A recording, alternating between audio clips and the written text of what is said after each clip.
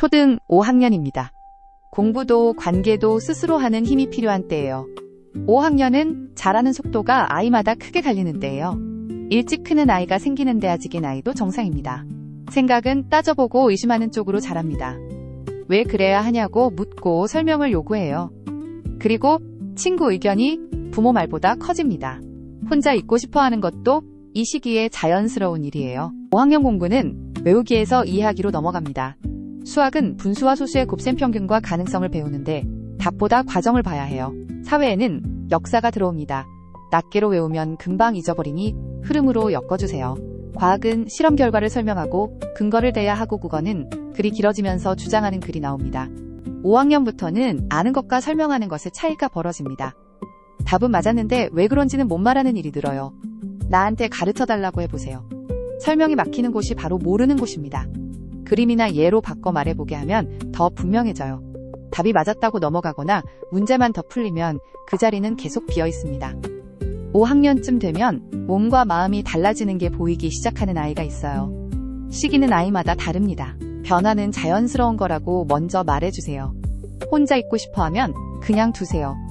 물어보면 그때 자세히 이야기해 주시면 됩니다. 친구들 앞에서 그 이야기를 꺼내거나 놀리듯 말하면 아이는 입을 닫습니다. 고학년은 지시하면 반발합니다. 하라는 말 대신 언제 할지 네가 정하라고 해보세요. 정한 건 지키기로 같이 약속하면 됩니다. 틀렸다는 말 대신 왜 그렇게 생각했는지 물어주세요. 과정을 물으면 스스로 찾아냅니다. 숙제했냐고 매일 묻기보다 오늘 할 일을 아이가 먼저 말하게 하고 부모는 빠진 것만 확인해주세요. 이 시기에 효과가 큰 건 설명하는 힘입니다. 배운 걸 부모에게 가르쳐보게 하세요. 5분이면 충분합니다. 아는 만큼이 그대로 드러납니다. 역사는 연표를 같이 그려 흐름으로 엮어주세요. 낱개로 외우면 금방 잊어버립니다. 틀린 문제는 다시 푸는 것보다 왜 틀렸는지 한 줄 적게 하는 게 낫습니다. 이 학기에 막히는 지점은 둘입니다. 수학은 분수의 곱셈이에요. 왜 분모끼리 곱하는지 그림으로 보여주면 이해가 빠릅니다. 약분을 먼저 하면 계산도 쉬워져요. 사회는 역사입니다. 연표에 사건을 얹어보고 그래서 어떻게 됐냐고 물어 이어가면 흐름이 잡힙니다. 박물관이나 다큐멘터리로 그림을 붙여주면 훨씬 오래 남아요. 5학년 독서는 줄거리에서 의견으로 넘어갑니다. 글밥 있는 책 한 권을 며칠에 걸쳐 읽는 경험이 필요해요. 이야기책만 말고 역사나 과학 논픽션도 한 권 섞어주세요.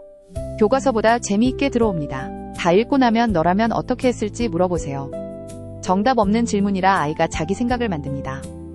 5학년이 되면 친구 기준으로 판단하기 시작합니다.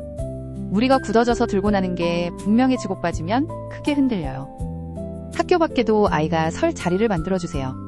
단체 대화방에서 관계가 움직이는 나이라 규칙을 같이 정해두면 좋습니다.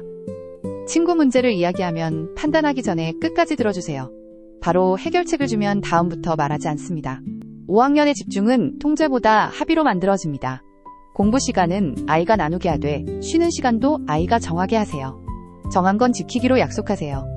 한 번에 한 과목만 하게 하세요. 과목이 늘어난 만큼 섞으면 오히려 느려집니다.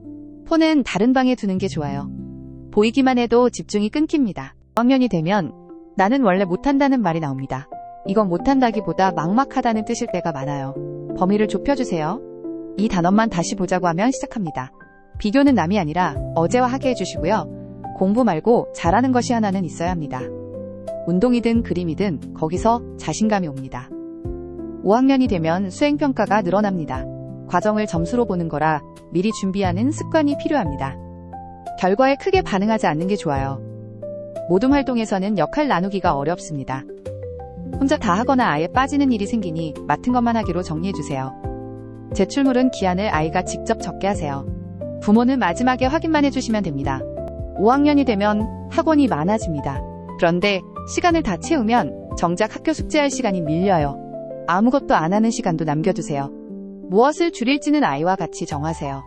싫다고 하면 이유를 들어보세요. 시간표는 잘 시간부터 거꾸로 짜는 게 좋습니다. 늦게 끝나면 다음날 하루가 무너집니다. 건강은 숫자로 기억하면 쉬워요. 잠은 하루 9시간에서 12시간, 몸은 하루 60분 움직입니다. 5학년은 공부와 화면 보는 시간이 크게 늘어나는 때라 자주 먼 곳을 보게 해주세요. 그리고 자라는 속도는 아이마다 다릅니다. 또래와 비교하지 않는 게 이 시기엔 특히 중요해요. 많이 뛴 날 잘 잡니다. 하루 60분입니다. 중간 강도로 매일 움직이는 게 권장이에요. 밖에서 보내는 시간은 눈 건강에도 도움이 됩니다. 5학년쯤이면 달리기나 자전거 구기 운동으로 지구력을 키우기 좋아요. 다만 잠들기 직전의 격한 활동은 잠을 방해합니다. 5학년이 되면 친구들과 다니는 곳이 넓어집니다. 어디 가는지 미리 알리고 돌아오는 시간을 정하는 것으로 충분해요. 자전거나 킥보드를 탈 때는 헬멧을 꼭 씌워주세요. 말하지 않고 멀리 가거나 영상을 보며 타거나 어두워진 뒤 낯선 길로 다니는 건 이 나이에도 위험합니다. 방학 뒤 리듬은 개학 전에 되돌려야 합니다. 잠부터예요. 개학 일주일 전부터 하루 15분씩 앞당기세요. 아침에 일어나는 시간을 먼저 맞추세요. 읽기도 되살려주세요. 방학 때 가장 많이 빠지는 게 읽기인데 교과서 읽기와 바로 이어집니다. 1학기에 안 되던 단원이 있으면 하나만 골라보세요. 다 하려 하면 시작조차 못합니다. 5학년쯤 되면 관계가 온라인으로 옮겨갑니다. 단체 대화방에서는 읽고 안 읽고가 신호가 됩니다. 빠지면 관계가 흔들려요. 규칙을 같이 정해두세요. 올리기 전에 한 번 더 생각하게 해주세요. 지워도 남습니다. 사진이나 이름 학교가 드러나는 건 특히 조심해야 해요. 힘든 일이 생기면 혼자 참지 말고 말하게 해주세요. 온라인 괴롭힘도 학교폭력에 들어갑니다. 117번으로 신고하거나 상담할 수 있습니다. 오늘 말씀드린 걸 다 하실 필요는 없어요. 이번 주에는 3가지만 해보세요. 첫째, 배운 걸 5분만 부모에게 가르쳐보게 하기. 둘째, 숙제했냐고 묻는 대신 오늘 할 일을 아이가 먼저 말하게 하기. 셋째, 잘 시간부터 거꾸로 시간표 짜기. 이 3가지를 2주만 이어가도 달라질 수 있습니다. 이제 부모님이 알아두면 좋은 생활과 안전정보를 이어서 볼게요. 건강검진부터 급식, 알레르기 교통과 디지털 안전까지 준비했어요. 오늘의 직업 이야기도 함께 보세요. 키가 크려면 잘 자는 것도 정말 중요해요. 초등학생은 하루에 9시간에서 12시간 자는 게 좋아요. 성장 호르몬은 깊이 잠든 뒤에 많이 나오니까 매일 같은 시간에 규칙적으로 자는 습관을 만들어주세요. 우리 아이는 또래 중에 어디쯤일까요? 초등학교 4학년의 키와 몸무게를 하위와 평균 상위 범위로 나눠서 볼 수 있어요. 아이마다 자라는 속도가 다르니 참고로만 봐주세요. 아이가 갑자기 아플 때 당황하지 않도록 알아두세요. 밤이나 휴일에는 달빛 어린이 병원을 확인하세요. 긴급하면 119, 상담은 1339번입니다. 숨차거나 경련이 있으면 바로 응급실로 가야 해요. 아이 있는 집이라면 응급용품을 미리 점검해 두세요. 체온계, 밴드, 멸균 거즈, 일회용 장갑 한 곳에 모아둡니다. 복용 중인 약과 알레르기는 적어두면 급할 때 도움이 됩니다. 약은 아이 체중과 제품 설명서를 확인하고 약사나 의료진 안내에 따라주세요.